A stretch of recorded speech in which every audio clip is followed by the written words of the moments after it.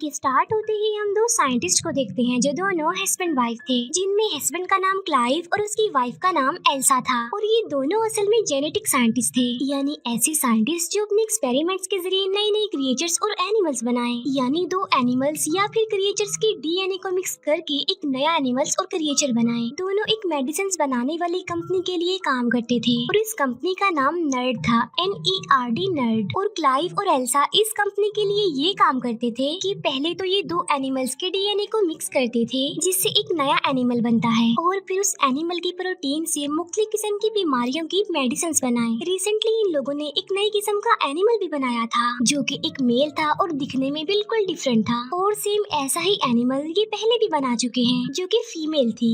अब ये दोनों एनिमल्स को एक दूसरे के आमने सामने लाते हैं और वो दोनों एनिमल्स एक दूसरे से बहुत प्यार से मिलते हैं, यानी वो दोनों एनिमल्स एक दूसरे को पसंद कर रहे थे। इसका मतलब ये था कि उनका एक्सपेरिमेंट सक्सेसफुल हो गया था। ये देखकर वो दोनों अपनी कंपनी की बॉस के पास जाते हैं और उसे बताते हैं कि हमने बहुत सारे एनिमल्स के डीएनए को मिक्स करके ये अलग तरह का एनिमल बनाया है और इसकी प्रोटीन की मदद से हम बहुत सारी बीमारियों की मेडिसिन बना सकते हैं, और इसके साथ साथ हमने एक नया तरीका भी डिस्कवर किया है, और वो ये कि हम इंसान और जानवर के डीएनए को मिक्स करके एक नई ब्रीड बना सकते हैं और डेफिनेटली हम बहुत सारी बीमारियों की मेडिसिन बना सकते हैं। उनकी बॉस बताती है कि जो काम तुम कर रहे थे, यानी जो एक्सपेरिमेंट तुमने किया, उससे कंपनी बहुत खुश है, और जो तुम बात कर रहे हो यानी इंसान और जानवर के डीएनए को मिक्स करने की, उसके लिए कंपनी अभी एग्री नहीं होगी फिलहाल। और जो जानवर तुमने बनाए हैं, हमारी कंपनी उनके प्रोटीन से मेडिसिन बनाना चाहती है, इसीलिए सारी रिसर्च को रोक कर मेडिसिन बनाने पर फोकस किया जाएगा। जिस पर क्लाइव और एल्सा कहते हैं कि अगर हमने ये काम स्टार्ट ना किया तो कोई और कर देगा। जिस पर बॉस कहती है कि हमने कब कहा कि हम ये काम नहीं करेंगे, हम ये काम जरूर करेंगे, मगर उससे पहले हम मेडिसिन बनाएंगे और उन्हें मार्केट में लाएंगे, और उसके बाद तुम्हारे प्रोजेक्ट पर काम किया जाएगा। इसीलिए वो उन दोनों को मना कर देती है। इस बात की वजह से ये दोनों डिसअपॉइंटेड हो जाते हैं, क्योंकि वो दोनों जेनेटिक साइंटिस्ट थे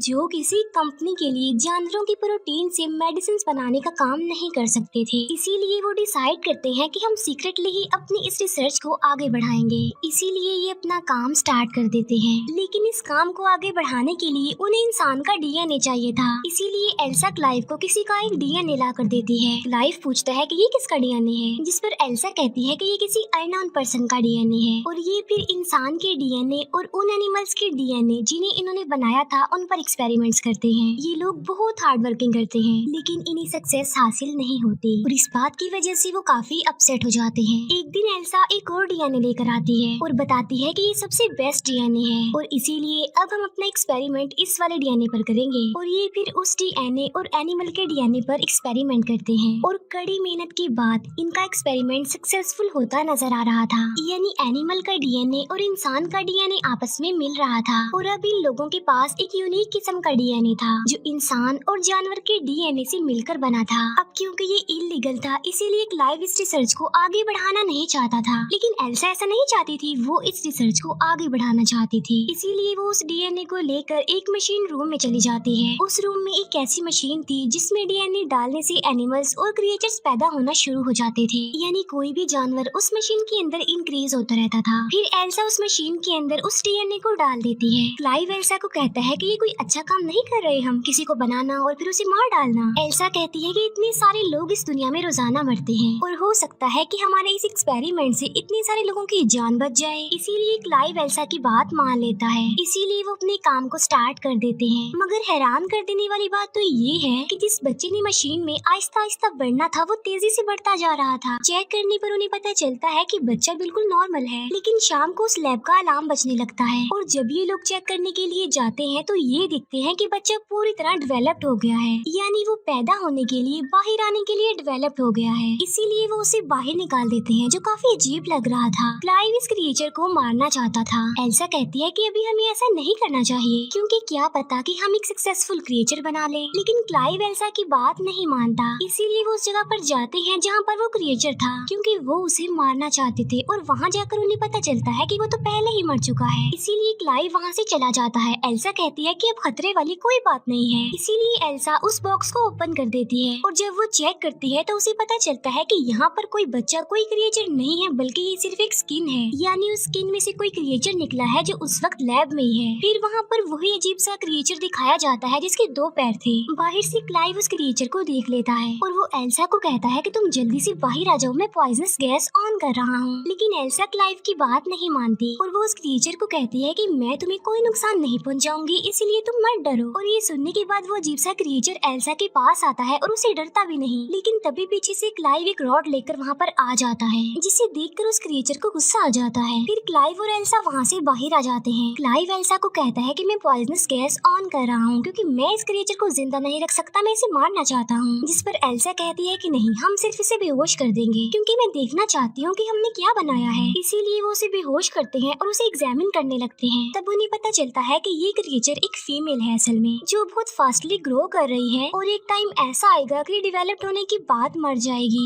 यानी इसका लाइफ साइकिल बहुत छोटा है। फिर आहिस्ता आहिस्ता ये क्रिएचर बड़ा होता जा रहा था, डेवलप होता जा रहा था। उसके हाथ पैर निकलने लगते हैं, उसका दिमाग भी डेवलप्ड हो जाता है और एल्सा उसे इमोशनली कनेक्ट भी होती जा रही थी। वो उसे खाना खिलाती थी, डिफरेंट एक्टिविटीज सिखाती थी। एक दिन एल्सा उस क्रिएचर को बहुत सारे अल्फाबेट्स देती है और उसे कहती है कि इन अल्फाबेट्स को ऐसे अरेंज करो कि मेरा नाम बन जाए। लेकिन वो क्रिएचर सिर्फ नर्ड बना देती है, NERD, जो इस कंपनी का नाम था, क्योंकि उसने एल्सा की शर्ट पर ये स्पेलिंग देखे थे। ये देखकर एल्सा खुश हो जाती है क्योंकि वो अब चीजों को पिक कर रही थी। तभी वहाँ पर क्लाइव आ जाता है, जो उस क्रिएचर को बिल्कुल भी लाइक नहीं करता था। वो कहता है कि इस क्रिएचर को बाहर किसने निकाला, अंदर रखो इसे, और इसकी दुम भी कवर होनी चाहिए। असल में उस क्रिएचर की एक काफी लंबी दुम थी। एल्सा क्लाइव को कहती है कि इसे जानवर मत कहो। क्लाइव कहता है तो फिर मैं क्या कहूँ इसे? वो कहती है कि तुम इसे ड्रैन कहो, क्योंकि इसने अभी अभी अल्फाबेट से NERD नर्ड बनाया है, जिसे उल्टा करके ड्रैन बनता है। और फिर एक दिन क्लाइव का भाई भी ड्रैन को देख लेता है और उसे ड्रैन की सारी रियलिटी पता चल जाती है। अब क्योंकि वो ड्रैन को वहाँ पर नहीं रख सकते थे, इसीलिए वो उसे एक फार्म हाउस में भेज देते हैं। और अब वो टाइम आ जाता है जब क्लाइव और एल्सा ने कंपनी के ऑनर को प्रेजेंटेशन देनी थी उन क्रिएचर्स के बारे में जो उन्होंने पहले बनाए थे। और जब वो प्रेजेंटेशन देने के लिए उन दोनों क्रिएचर्स को कंपनी के ऑनर के सामने लाते हैं, और तब वो दोनों क्रिएचर एक दूसरे से लड़ने लगते हैं और इसी में ही उनकी मौत हो जाती है। और इस बात की वजह से वो लोग काफी डिसअपॉइंटेड हो जाते हैं। फिर वो उन दोनों क्रिएचर्स के लड़ने का रीजन ढूंढते हैं। तब उन्हें पता चलता है कि उन क्रिएचर में जो फीमेल थी वो अपने आप ही कन्वर्ट हो गई थी, यानी उसने अपना जेंडर चेंज कर लिया था और वो मेल बन गई थी, क्योंकि उस क्रिएचर में एक ऐसे एनिमल का DNA था जो खुद को कन्वर्ट करके अपना जेंडर चेंज कर सकते थे। और एल्सा और क्लाइव को ये बात इसीलिए पता नहीं चल पाई क्योंकि वो अपने दूसरे एक्सपेरिमेंट यानी ड्रैन के साथ बहुत बिजी थे और यहाँ पर वो टाइम ही नहीं दे पाए। ड्रैन जो कि अब काफी बड़ी हो चुकी है और एल्सा उसे बिल्कुल बच्चों की तरह ट्रीट करती थी, उसे सब कुछ सिखाती है, उससे प्यार करती है। लेकिन एक दिन ड्रैन भागकर जंगल में चली जाती है और जब क्लाइव और एल्सा उसे चेक करने के लिए जाते हैं तो वो दिखते हैं कि ड्रैन ने एक रैबिट को मार दिया है और वो उसे खा रही है। इसके बाद वो दोनों उसे घर ले आते हैं। एल्सा फिर जब ड्रैन को खाना देती है तो वो खाना नहीं खाती, बल्कि कहती है कि मैं इस बोर जगह की वजह से बहुत ज्यादा बोर हो गई हूँ। ये बात वो अपनी जुबान से नहीं बताती, बल्कि वो उन अल्फाबेट्स की मदद से TDS लिख देती है, यानी यहाँ पर मैं बहुत ज्यादा बोर हो रही हूँ। फिर वो छत को फाड़कर ऊपर चली जाती है। तब उसके पीछे पीछे क्लाइव और एल्सा भी जाते हैं।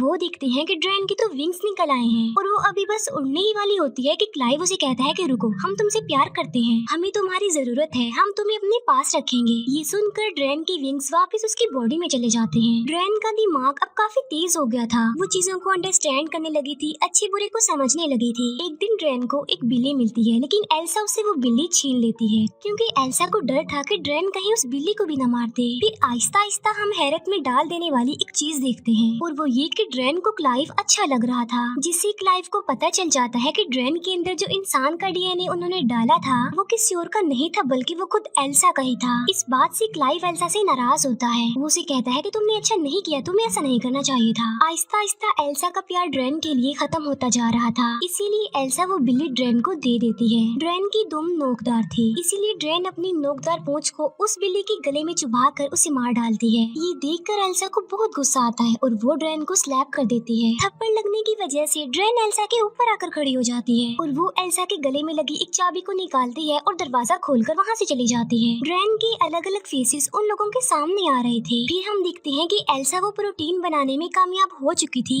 जिसकी रिस्पॉन्सिबिलिटी कंपनी ने उस पर लगाई थी। फिर एक दिन क्लाइव कैमरा की फुटेज यानी अपने लैपटॉप की स्क्रीन पर दिख रहा होता है कि ड्रैन कहाँ पर है और ड्रैन उस वक्त पानी में होती है। और अब क्लाइव को भी ड्रैन अच्छी लगने लगी थी और वो अपने लैपटॉप की स्क्रीन पर हाथ लगाता है। दूसरी तरफ ड्रैन भी कैमरा को टच करती है, यानी वो क्लाइव के हाथ को अपना हाथ लगाती है, क्योंकि वो जान चुकी थी कि क्लाइव उसे देख पा रहा है। ये देखकर क्लाइव काफी हैरान रह जाता है। फिर हम देखते हैं कि क्लाइव उस फार्म हाउस उस जगह पर आया है जहाँ पर ड्रेन थी। क्लाइव वहाँ पर अकेला आया था, यानी उसके साथ एल्सा नहीं थी। क्लाइव ड्रेन को आवाज लगाता है लेकिन वो उसे कहीं पर भी नजर नहीं आती। तभी क्लाइव पीछे मुड़कर देखता है तो ड्रेन उसके पीछे खड़ी होती है। तभी ड्रेन क्लाइव के पास आकर उसे कहती है कि तुम मुझे अच्छे लगते हो। इस पर क्लाइव कहता है कि नहीं, ये बुरी बात है। लेकिन अब क्योंकि क्लाइव को भी ड्रेन अच्छी लगती थी, इसीलिए वो भी अपनी फीलिंग्स पर कंट्रोल नहीं कर पाता। लेकिन इतनी ही देर में वहाँ पर एल्सा आ जाती है। वो जब उन दोनों को साथ देखती है तो उसे बहुत बुरा फील होता है, इसीलिए वो नाराज होकर वहाँ से चली जाती है। अब क्योंकि ड्रेन की दुम का इतना बड़ा नेल था, यानी वो किसी के लिए भी खतरा हो सकता था, इसीलिए एल्सा उसकी दुम काट देती है। एल्सा बहुत ज्यादा सैड होती है और यहाँ पर उन दोनों को अपनी गलती का एहसास होता है कि उन्हें ये क्रिएचर नहीं बनाना चाहिए था। एल्सा कहती है कि जो प्रोटीन कंपनी को चाहिए था वो मैं बना चुकी हूँ और वो ड्रेन के अंदर है, बहुत ज्यादा है। और अब वो दोनों डिसाइड करते हैं कि वो ड्रेन को मार डालेंगे। फिर वो दोनों ड्रेन के पास जाते हैं। वो देखते हैं कि ड्रेन की हालत तो ऑलरेडी मरने वाली है और देखते ही देखते ड्रेन मर जाती है, क्योंकि हम जानते हैं कि उसका लाइफ साइकिल इतना ही था। उसके मरने के बाद वो दोनों उसे करीबी जगह पर दफना देते हैं। दफनाने के बाद क्लाइव का भाई वहाँ पर आता है और उसके साथ एक और एम्प्लॉय था और क्लाइव का भाई भी उसी कंपनी में काम करता था। क्लाइव का भाई कहता है कि मैं जानता हूँ कि तुम दोनों ने एक क्रिएचर बनाया है जो बिल्कुल इंसानों जैसा लगता है, क्योंकि जो प्रोटीन तुमने कंपनी को दिया है उसमें ह्यूमन का डीएनए भी शामिल है। इसीलिए अब मैं उस क्रिएचर को देखना चाहता हूँ जो तुमने बनाया है। जिस पर वो कहते हैं कि वो तो मर चुकी है और हम तो उसे दफन भी कर चुके हैं। और तभी किसी की जोरदार चिल्लाने की आवाज आती है और ये आवाज उस तरफ से आ रही थी जहाँ पर उन्होंने ड्रेन को दफन किया था। इसीलिए वो जल्दी से उसी तरफ भागते हैं। वो देखते हैं कि जहाँ पर उन्होंने ड्रेन को दफन किया था वो वहाँ पर नहीं है,